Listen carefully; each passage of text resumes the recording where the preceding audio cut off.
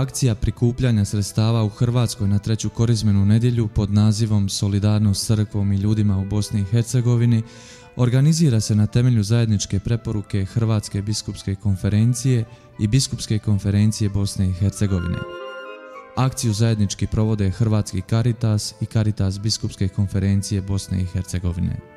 Caritas Biskupske konferencije Bosne i Hercegovine pastoralna je ustanova Katoličke crkve u Bosni i Hercegovini, a ima zadaću promicati suradnju s Međunarodnim Caritasom i nacionalnim Caritasima te drugim humanitarnim organizacijama u zemlji i svijetu, poticati javnost na karitativni rad i suradnju te promicati odgoj i izobrazbu karitativnih djelatnika za potrebe biskupijskih župnih Caritasa. Hrvati u Bosni i Hercegovini kao i drugi narodi pretrpjeli su mnoga stradanja od kojih se do danas osjećaju posljedice u svakodnevnom životu.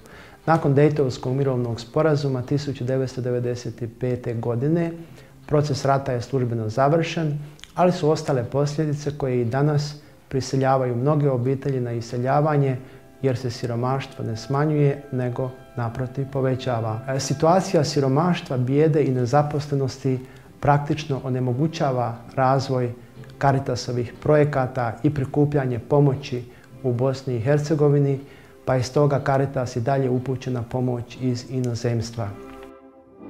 Cilj akcije je zajedništvo i solidarnost sa siromašnima, prognanima, obespravljenima i pomoć opstanku na svojim ognjištima.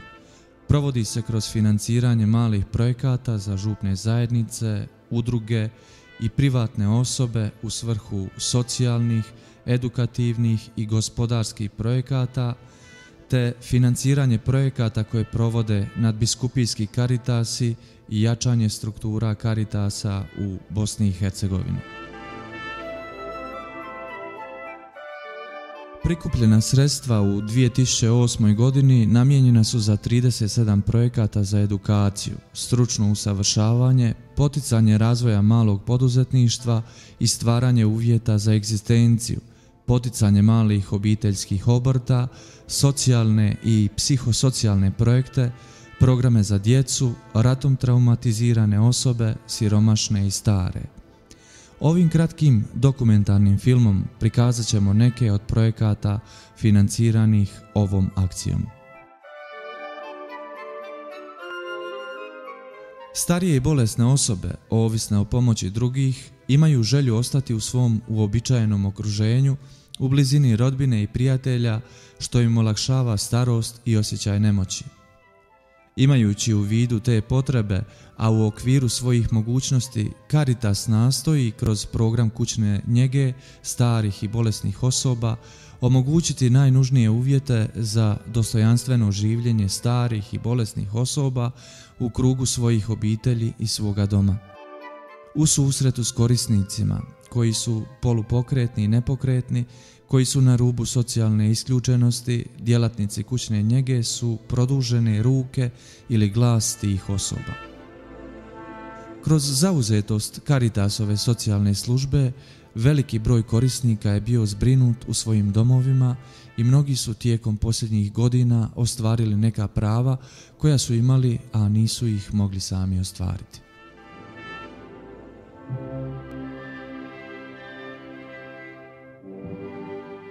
Humanitarno-karitativna organizacija Kruh Svetog Ante Franjevačke provincije Bosne i Srebrene u okviru svoje djelatnosti karitativne željela je posvetiti u zadnjim godinama jednu veću pozornost onim najugroženijim kategorijama, starijim osobama i djeci.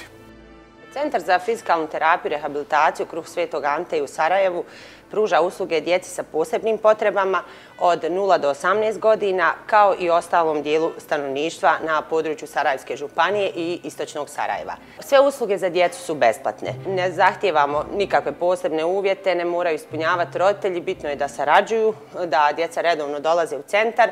Za djecu koja su socijalno ugrožena obezbijeđen je i prijevoz od kuće do centra i od centra do kuće. Ajdin je ovdje na tretmanu već više od godinu dana. Dijete koje maltene nije nikako reagovalo, sad je postalo dijete koje učestvuje u vježbama, koje je počelo da se okreće, pomalo sjedi, ima bolju koordinaciju, počeo je da hvata igračke i mislim da ćemo zajedno od njega napraviti jednog korisnog člana društva.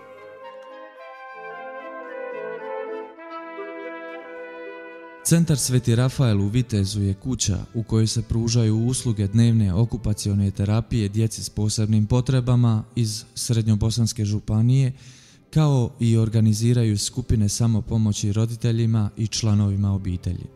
Ono na što u svom poslu stavljamo naglasak jest pomoć cjelokupnoj obitelji, jer obitelj koja u svojoj kući ima osobe koje ne mogu rasti po kriterijima koji su postavljeni nekom određenom brzinom, nego imaju poteškoća, imaju svoj ritam, taj obitelji izuzetno trpe. Jer kada pogledate tu djecu, u njihovim očima se čita samo nevinost, dobrota, ljepota i potreba da im budemo blizu.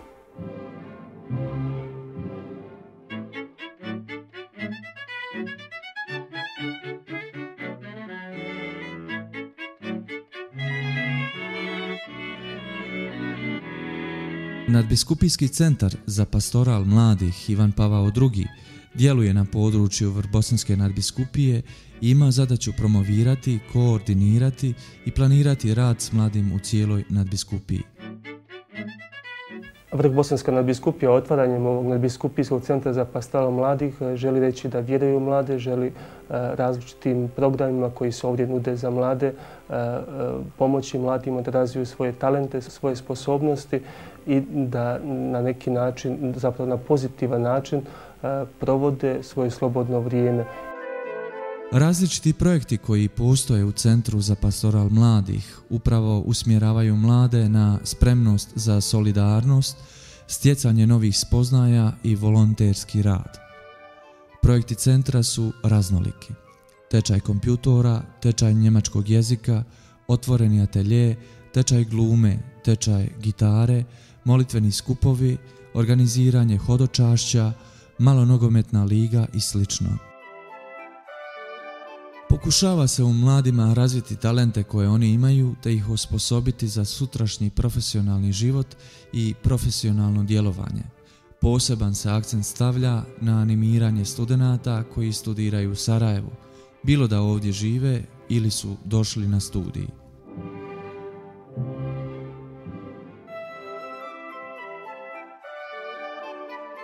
Hrvatsko katoličko dobrotvorno društvo uz svoje redovite projekte u humanitarnoj, karitativnoj i kulturnoj djelatnosti pokrenulo je ove godine tečaj za mlade poduzetnike koji se bave proizvodnjom zdrave hrane, poljoprivredom, stočarstvom ili skupljanjem ljekovitoga i začinskoga bilja. I cilj Hrvatskog katoličkog dobrotvornog društva je znači potaknuti ljude da se pođu baviti nekakvim djelatnostima od kojih će moći živjeti, ujedno obrađivati tu zemlju koja već godinama stoji neobrađena. Caritas podupire projekte malih gospodarstvenika kako bi se omogućio povratak i osigurali uvjeti za ostanak. Rad s mladima, izobrazba kroz školu, obitelj i društvo od velikog su značaja za sudjelovanje u formiranju zdravih